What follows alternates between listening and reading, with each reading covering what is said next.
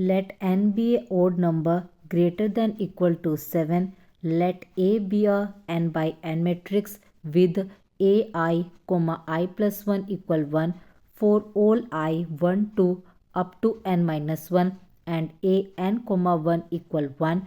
Let aij equal 0 for all other pairs I, j. Then we conclude that first option है a has 1 as an eigenvalue, second है a has -1 as an eigenvalue, third है a has at least one eigenvalues with multiplicity greater than equal to, and fourth option है a has no real eigenvalue है। सो इस statement के अंदर हमें सबसे पहले एक ऑर्डर डिसाइड करना है मैट्रिक्स का, जो कि एक ओड नंबर होगा या तो 7 या 7 से बड़ा। तो हम यहाँ पर n की वैल्यू लेकर चलेंगे 7। इस ऑर्डर के को लेकर हम एक मैट्रिक्स A क्रिएट करेंगे जो इन कंडीशंस को सेटिस्फाई करता होगा, और जो हर एक ऑप्शन के अंदर जो हमें डिस्कस करना है वो उस मैट्रिक्स A की आइगन वैल्यू के बारे में डिस्कस करना है। तो सबसे पहले हम वो मैट्रिक्स A बनाते हैं। सो n की वैल्यू हमने ले ली 7। पहली कंडीशन थी ai, I plus 1 इक्वल 1, जहाँ पर i की वैल्यू थी हमारे पास 1 2 से लेकर n-1 तक। तो हमारा i बन गया 1 2 से लेकर 6 तक। अब इसके अकॉर्डिंग एक एक करके i की वैल्यू पुट किया तो हमारे पास आ गया a1 2, a2 3, a3 4, a4 5, a5 6, a6 7, इन सब की वैल्यू है 1। एंड बाकी के जितनी भी जो भी एंट्रीज बची ए आई जे, वो बाकी सारी की सारी एंट्री हमारे पास क्या है 0 है।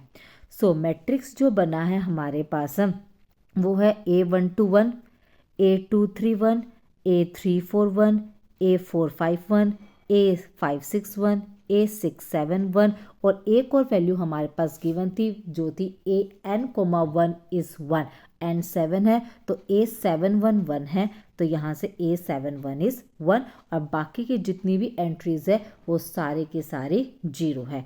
तो इस तरीके की जो मैट्रिक्स है उसको हम बोलते हैं हमारी परमुटेशन मैट्रिक्स है। अब इस मैट्रिक्स को हम हमारे परमुटेशन की फॉर्म में भी कन्वर्ट कर सकते हैं।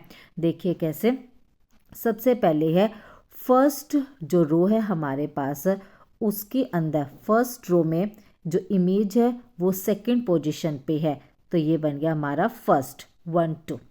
उसके बाद सेकंड रो है, सेकंड रो में जो इमेज है वो है थर्ड पोजीशन पे, तो ये बन गया 2 की इमेज 3।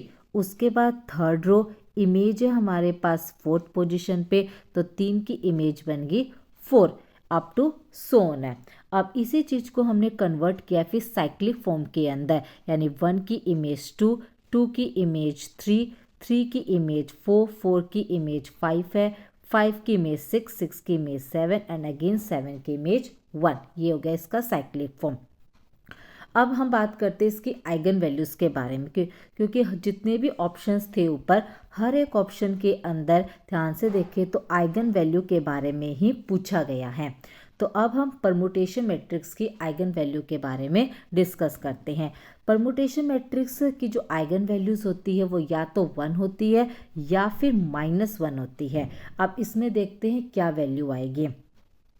सो इसकी जो कैरेक्टरिस्टिक पॉलिनोमियल बनाते हैं सबसे पहले, वो कैरेक्टरिस्टिक पॉलिनोमियल होती है x⁻n-1, n जो कि मैट्रिक्स का ऑर्डर है, और यहाँ n हमने डिसाइड किया था 7, तो कैरेक्टरिस्टिक पॉलिनोमियल बन गया x⁻7 -1।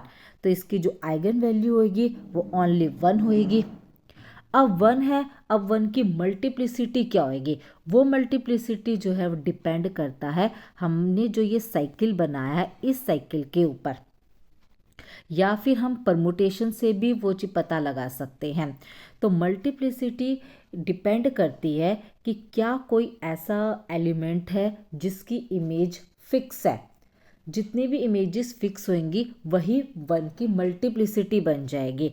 अब इसमें तो 1 की इमेज 2, 2 की इमेज 3, 3 की इमेज 4, कोई भी एलिमेंट ऐसा नहीं है 1 से लेकर 7 तक जिसकी इमेज फिक्स हो। फिक्स का मतलब वही इमेज हो, जैसे अगर 1 की इमेज 1 ही आ जाती या 2 की इमेज 2 ही आ जाती, that is the fixed point.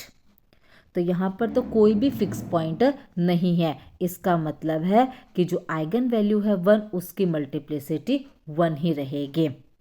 तो अब एक एक करके 4 ऑप्शन दोबारा से डिस्कस करते हैं। हमारे पास ओवरऑल यहाँ 2 चीज़ें पता चली है कि आइगन वैल्यू जो है मैट्रिक्स की वो 1 है और उसकी मल्टीप्लिसिटी 1 है। तो अब जो हमारा फर्स्ट ऑप्शन था वो था A has 1 as an eigenvalue, बिल्कुल करेक्ट, हमारे पास 1 ही आइगन वैल्यू आई है। सेकेंड ऑप्शन है A has -1 as an eigenvalue, -1 तो आइगन वैल्यू नहीं आई, तो सेकेंड ऑप्शन डिस्कार्ड। थर्ड है A has at least 1 eigenvalue with multiplicity greater than equal to 2।